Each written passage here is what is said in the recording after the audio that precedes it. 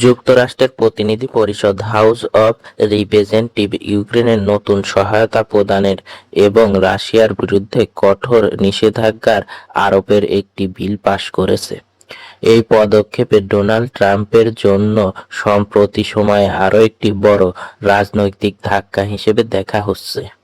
বিলটি 226-195 ভোটে পাস হয়েছে। এতে ইউক্রেনের জন্য $1 বিলিয়ন বেশি সহায়তা এবং প্রায় $8 বিলিয়ন ঋণ সহায়তার ব্যবস্থা রয়েছে। পাশাপাশি রাশিয়ার আর্থিক, তেল ও খনিজ খাত বিভিন্ন কর্মকর্তাদের বিরুদ্ধে নতুন নিষেধাজ্ঞা প্রস্তাব রাখা হয়েছে।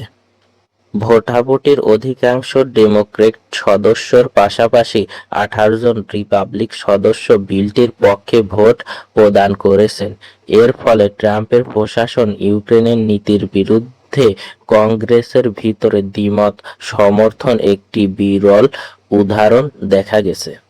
ট্রাম্প প্রশাসন 2025 সালে ক্ষমতায় ফিরে আসার পর ইউক্রেন মার্কিন সহায়তার গতি কমিয়ে দেয় এবং রাশিয়ার উপর নিষেধাজ্ঞা আরোপের সিদ্ধান্তগুলো মূলত হোয়াইট হাউসের নিয়ন্ত্রণে রাখে। নতুন বিলটিতে সেই অবস্থানের সঙ্গে সরাসরি সাংঘর্ষিক বলে বিশেষজ্ঞরা মনে করছেন। তবে বিলটি আইনে পরিণত হতে হলে এখন মার্কিন সিনেটরদের অনুমতি প্রয়োজন। সিনেটররা রিপাবলিকান নেতৃত্ব এবং ট্রাম্পের সমর্থন ছাড়া অনুরূপ কোনো বিল ভোটের তুলনায় অনাগ্রহী, ফলে বিলটির ভবিষ্যৎ এখনো অনিশ্চিত। প্রতিনিধি পরিষদের এই ভোট ইউক্রেনের প্রতি মার্কিন সমর্থন নিশ্চিত করছে এবং রাশিয়ার বিরুদ্ধে কঠোর অবস্থানের বার্তা দিলেও বিলটি কার্যকর হবে কিনা তা এখন সিনেটরদের সিদ্ধান্তের উপর নির্ভর করছে। অন্যদিকে সুইডেনের তৈরি সাব-39 গ্রিপেন যুদ্ধবিমান ইউক্রেনের বিমান বাহিনীতে গুরুত্বপূর্ণ অংশ হতে যাচ্ছে।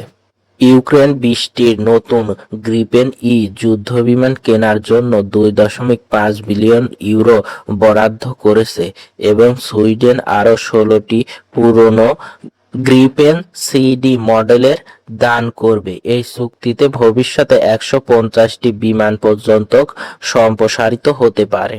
কেন গ্রিপেন এত গুরুত্বপূর্ণ?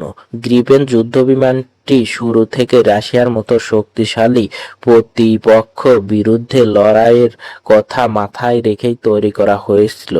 এর কয়েকটি বড় সুবিধা হলো: সাধারণ মহাসড়ক, অস্থায়ী রানওয়ে থেকেও উন্নয়ন ও অবতরণ করতে পারে, কম সংখ্যক কর্মী দিয়ে দ্রুত জ্বালানি ও অস্ত্র পুনরায় সংযোজন করা যায়, পরিচালনার ব্যয় তুলনামূলক কম, দীর্ঘপাল্লার ক্ষেপণাস্ত্র বহন করতে সক্ষম যা রাশিয়ার যুদ্ধবিমান ফ্রন্টলাইন থেকে দূরে রাখতে সহায়তা করতে পারে। বিশেষজ্ঞরা বলছেন, গ্রিপেন ইউক্রেনের জন্য উপযোগী হলেও এটি যুদ্ধর চিত্র একাই বদলে দিতে পারবে না, কারণ রাশিয়ার মতন শক্তিশালী স্থলভিত্তিক বিমান প্রতিরক্ষা ব্যবস্থা এখনো বড় বাধা। এছাড়াও গ্রিপেনের স্টিল প্রযুক্তি নেই এবং অস্ত্র বহন ক্ষমতা কিছু প্রতিদ্বন্দ্বী বিমানের তুলনায় কম। সুইডেন সরকারের তথ্য অনুযায়ী দান করা গ্রিপেন সিডি যুদ্ধবিমান 2027 সাল থেকে ইউক্রেনের আকাশে প্রতিরক্ষার অংশ নিতে পারবে। নতুন গ্রিপেন ইএফ মডেলগুলো সরবরাহ শুরু হওয়ার কথা 2030 সালের দিকে। এর আগে ইউক্রেনের পাইলটদের প্রশিক্ষণ শুরু হবে। যদি গ্রিপেন ইউক্রেনের যুদ্ধ সফল পরিণতি হয় তাহলে এটি আন্তর্জাতিক বাজার সুইডেনের প্রতিরক্ষা কোম্পানি সেভ.কমের জন্য বড় বিজ্ঞাপন হয়ে উঠতে পারে। ইতিমধ্যেই বিভিন্ন দেশ গ্রিপেন কেনার বিশেষ আগ্রহ দেখিয়েছে। ইউক্রেনের আকাশে যুদ্ধবিমান গ্রিপেন এর মোতায়েনের শুধু ইউক্রেনের জন্য নয়, সুইডেনের সামরিক প্রযুক্তির জন্যও একটি গুরুত্বপূর্ণ বাস্তব পরীক্ষা হিসেবে দেখা হচ্ছে।